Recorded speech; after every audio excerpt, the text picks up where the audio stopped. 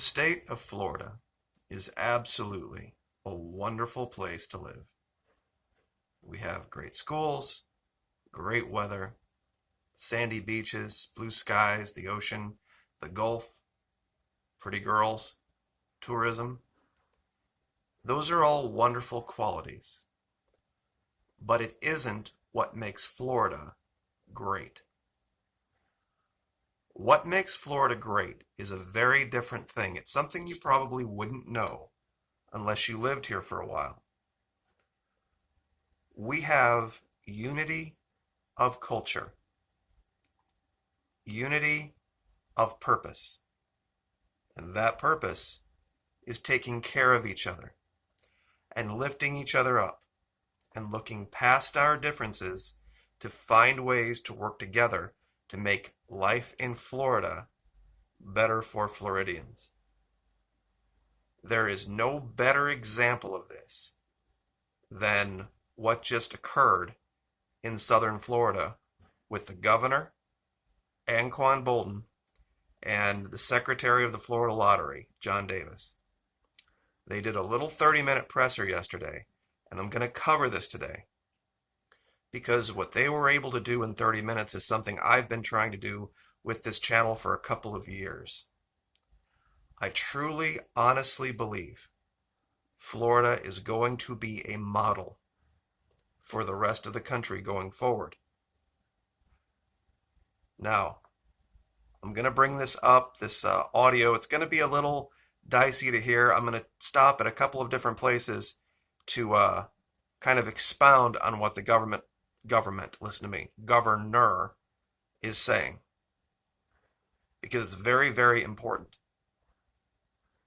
This is what proper governance sounds like. When the governor is speaking, I'm going to speed it up to 1.25, but we're going to slow it down when Anquan Boldin and Secretary Davis are speaking so that you can hear what unity sounds like. Superintendent Donald Fenoy from the Palm Beach County School District is here. Do we have Mayor Steve Wilson here? Is he here?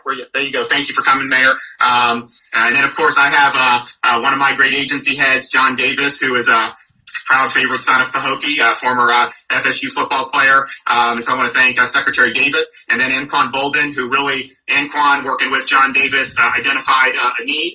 John brought it to us, and we said, all right, we're going to figure out a way to get some vaccines into the Pahokee area. So I want to thank Anquan Boldin for his leadership. And we're obviously right here at Anquan Boldin Stadium, and we're going to be able to announce that we have a pod here. We're going to be able to do at least 500 vaccines for seniors in the Pahokee area, which we think is very, very important.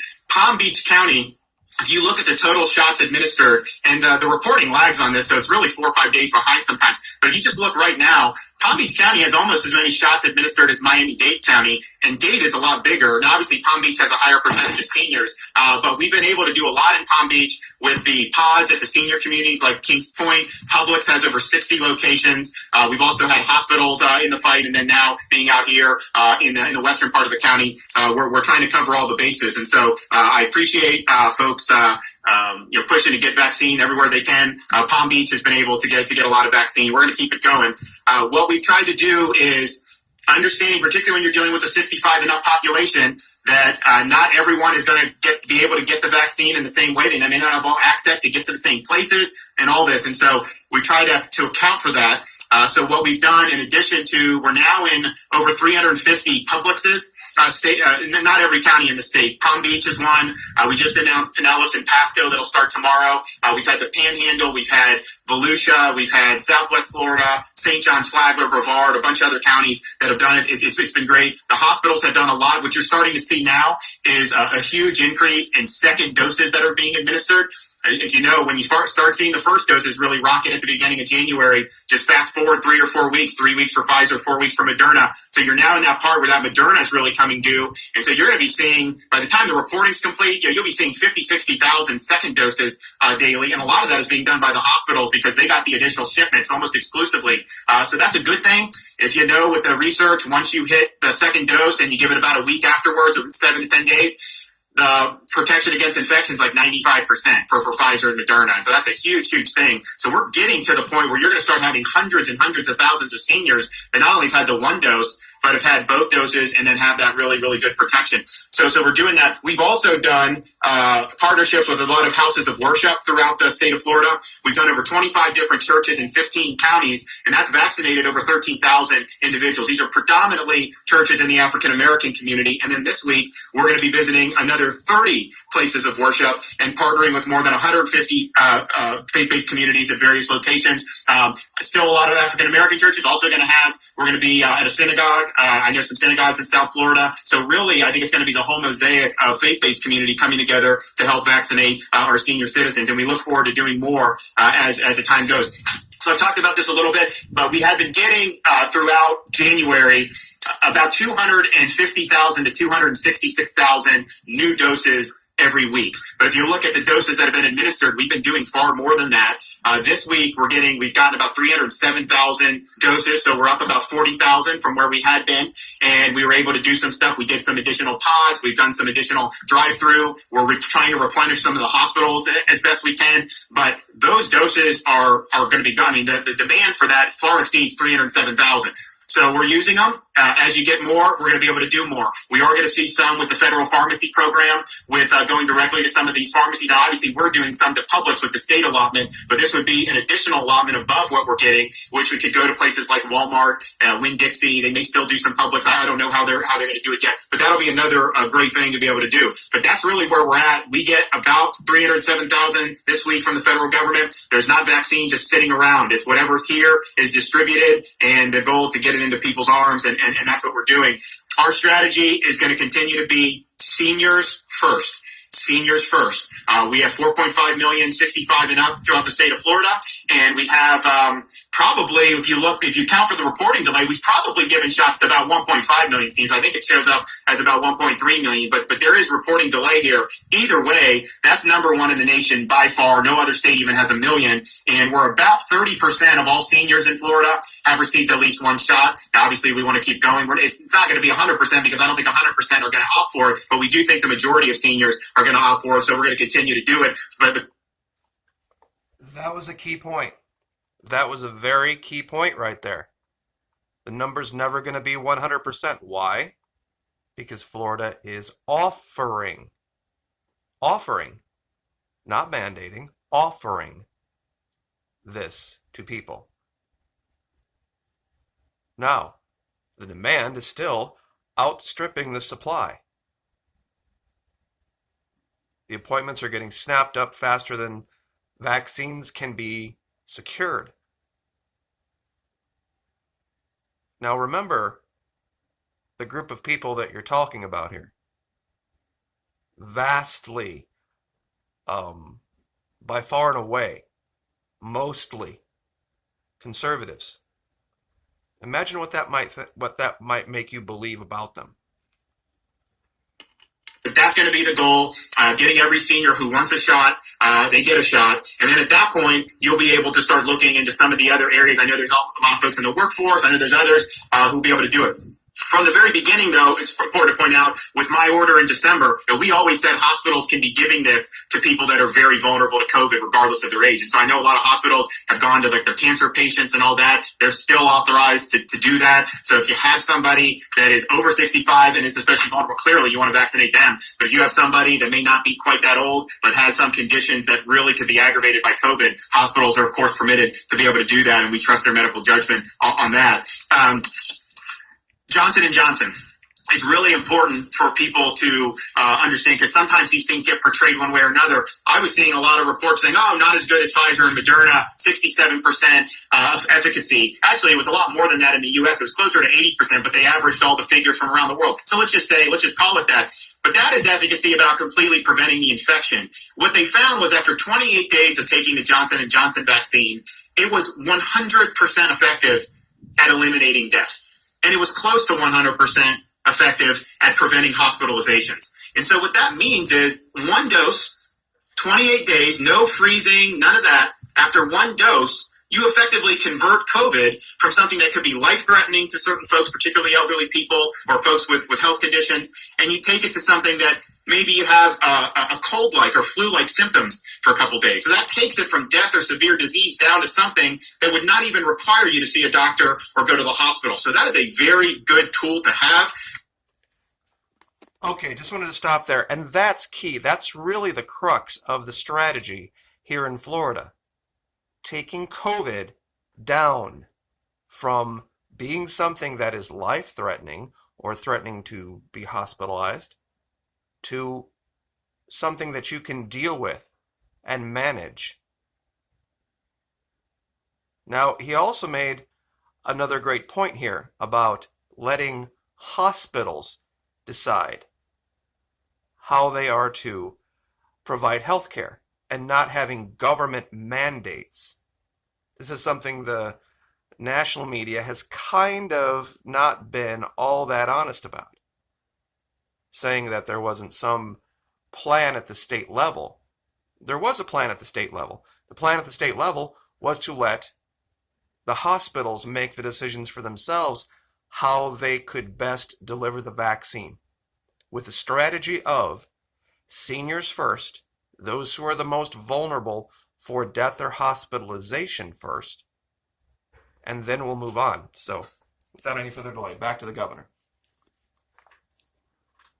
I think the results were fantastic. I'm looking forward to us being able to get some Johnson & Johnson vaccine when emergency use authorization is approved. We assume it's going to be approved based on the data that we're seeing. So they're probably going to file. We think they'll file this week, hopefully. And then you're looking at an approval in 7 to 14 days after that. We're not sure how many doses are going to be ready to go at the outset. They're going to do 100 million of them, but I don't know that that's going to be done for another couple of months. So hopefully they're able to distribute millions of doses throughout the country. We welcome that in Florida, and we think we could put that to good use. Look, the seniors who want the Pfizer Moderna, that's fine. If that's what you want, that's what you want. But this J&J is a great tool, and I think it's something that, particularly if it gets produced at a bigger scale, you're going to be able to use that for police officers, for teachers, for all these folks, and it can be really, really good for us. So I'm excited about it. I think it's really, really good. And finally, let me just say, before I introduce some of our speakers, since December 1st, Florida, on a per capita basis for cases and hospitalizations, have been 30 out of 50 states. So 29 states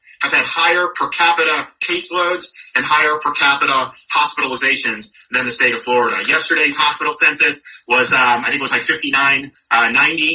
That's down, man, that's probably down 25-30% just from the middle of January. Part of that is just the natural seasonal flow of this virus. It's behaving pretty much similar like a flu would behave in terms of when it peaks and when it goes down. The only difference is there's really no flu cases anymore. And so the pediatric respiratory hospitalizations are down sharply year over year, which is a really good thing. I mean, COVID is obviously more of a threat than influenza for seniors, but for kids, the hospitalizations for respiratory viruses are way down.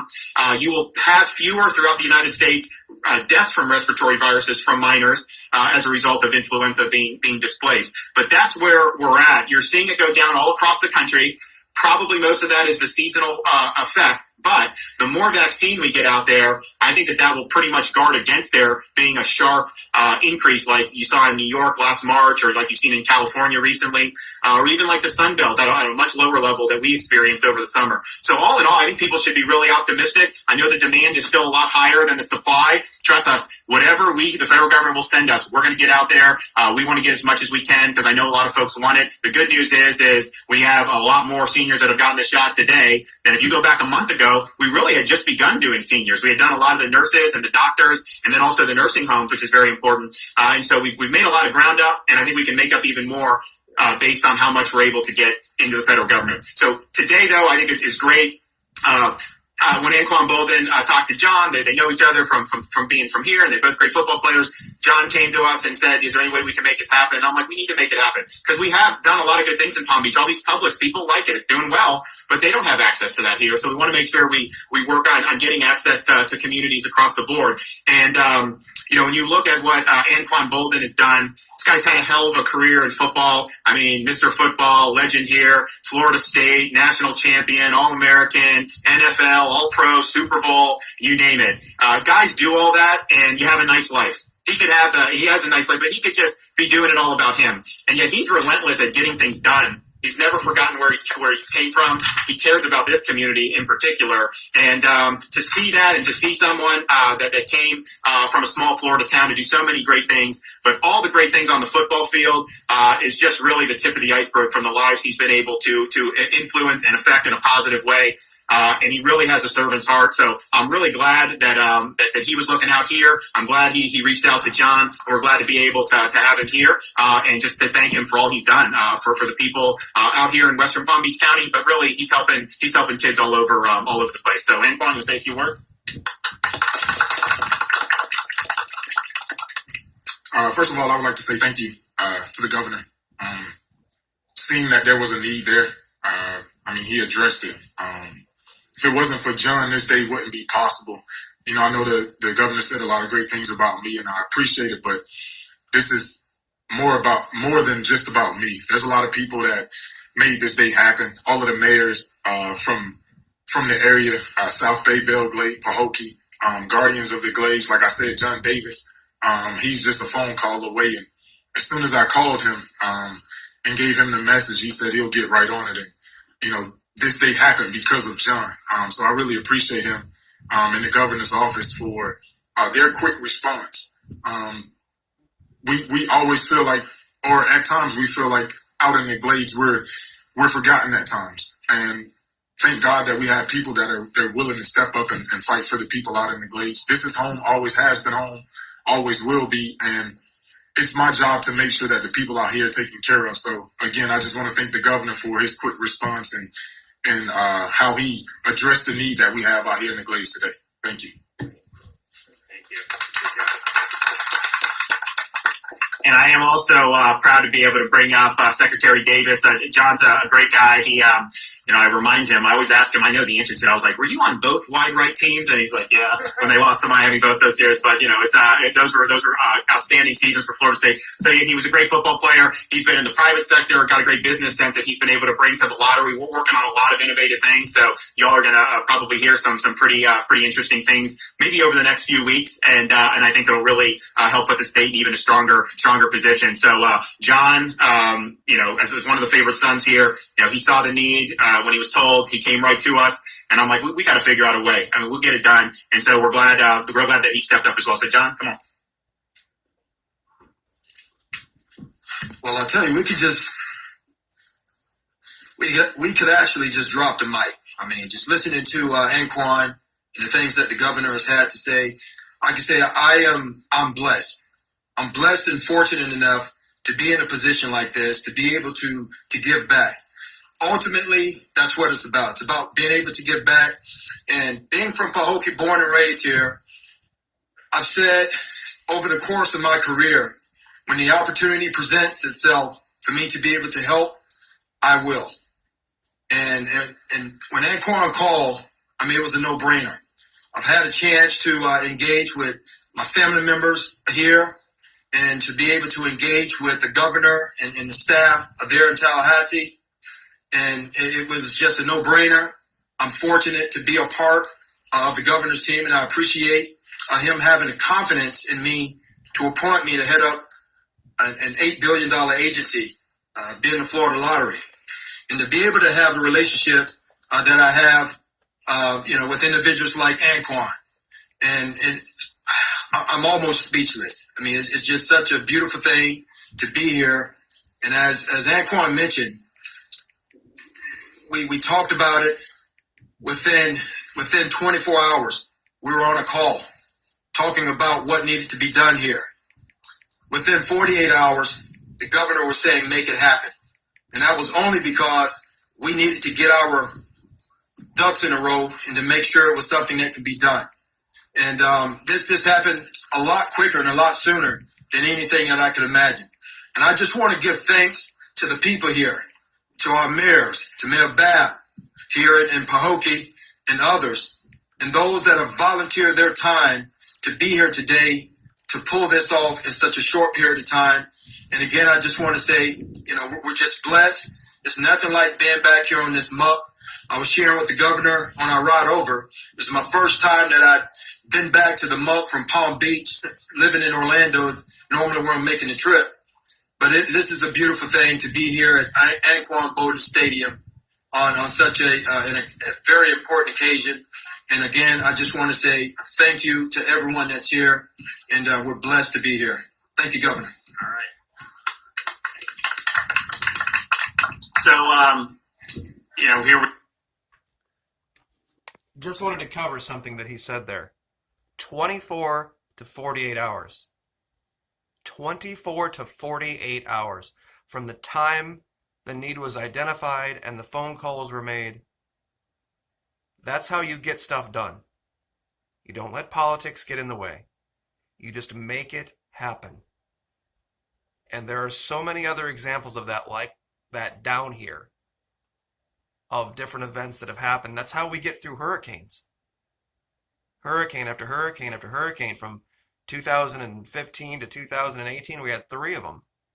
As soon as that thing passes through, within hours, people are out working together, putting stuff together on the ground.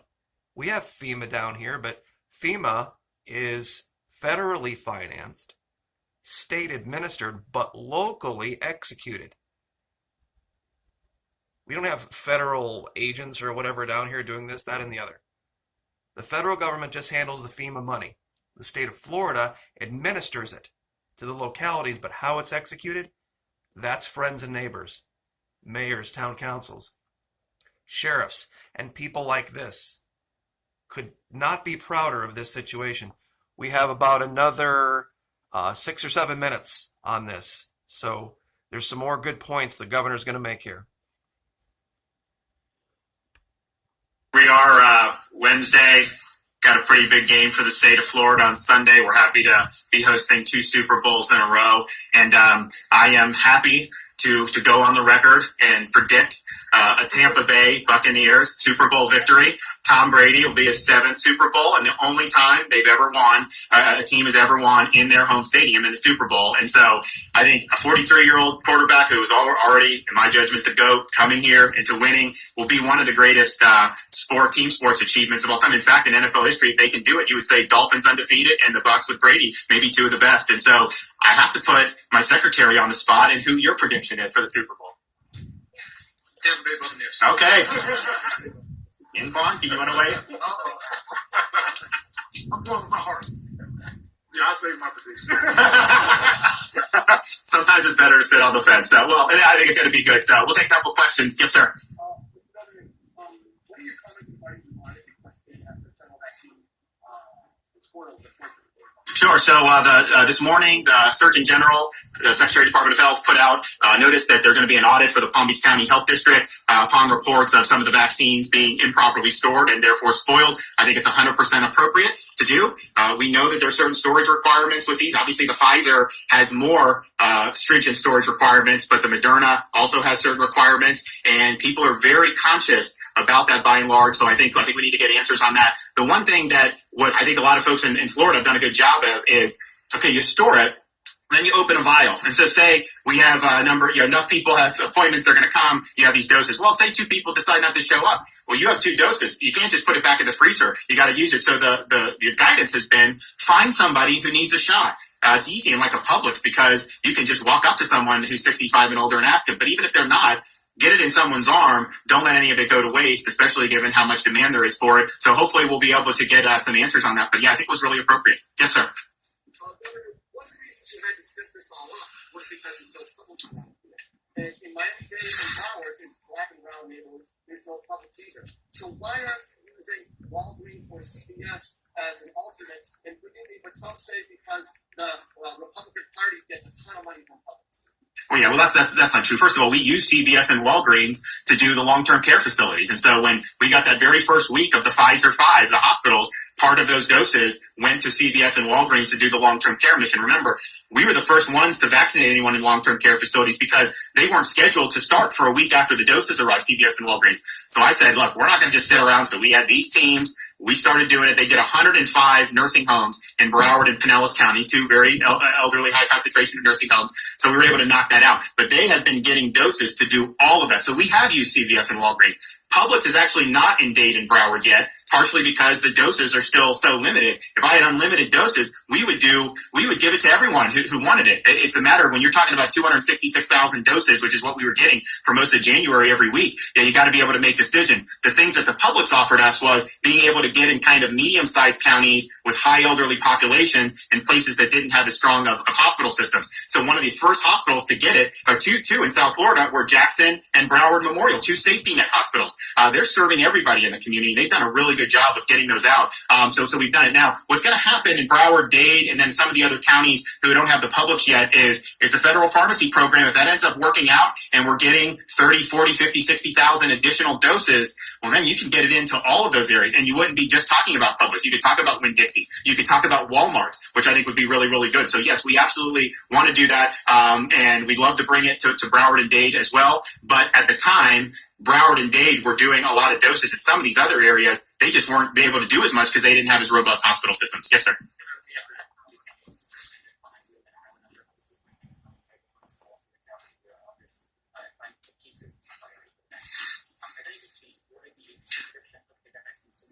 So the question is about other folks other than the seniors. Will they be a priority? And the answer would be teachers, police, all that are, of course, a priority. But the question is, who needs to be the top priority? And based on the evidence of how this virus has affected different demographics, seniors first is clearly the right policy. So we're going to continue to do that. The Johnson & Johnson vaccine gives us potentially the ability to start offering it to folks who are in the broader community. And we want to do that. And we know folks have been doing it. But if you look at the mortality for this, 80 to 85% of COVID-related people that die with COVID are 65 and older. And that's really, I think, as you get that population vaccinated, that puts the downward pressure on the hospitalizations, and that will save the most lives. So they are a priority.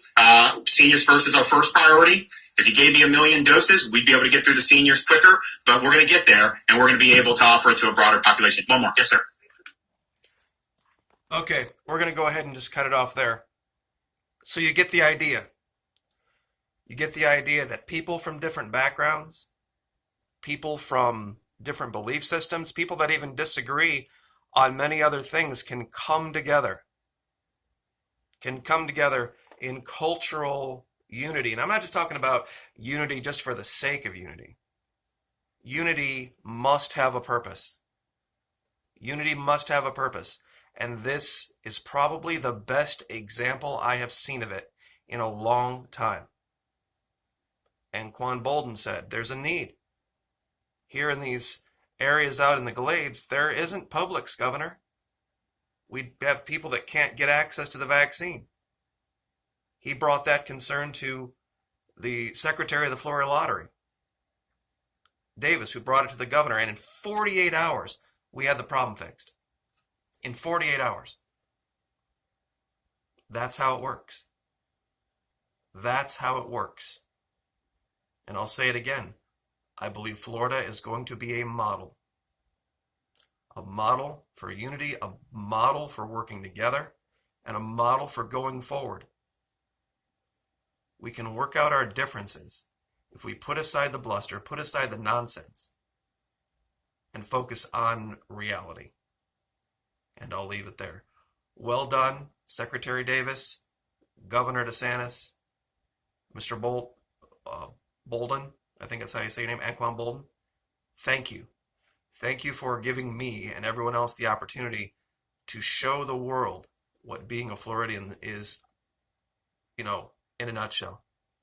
God bless. Like, share, subscribe.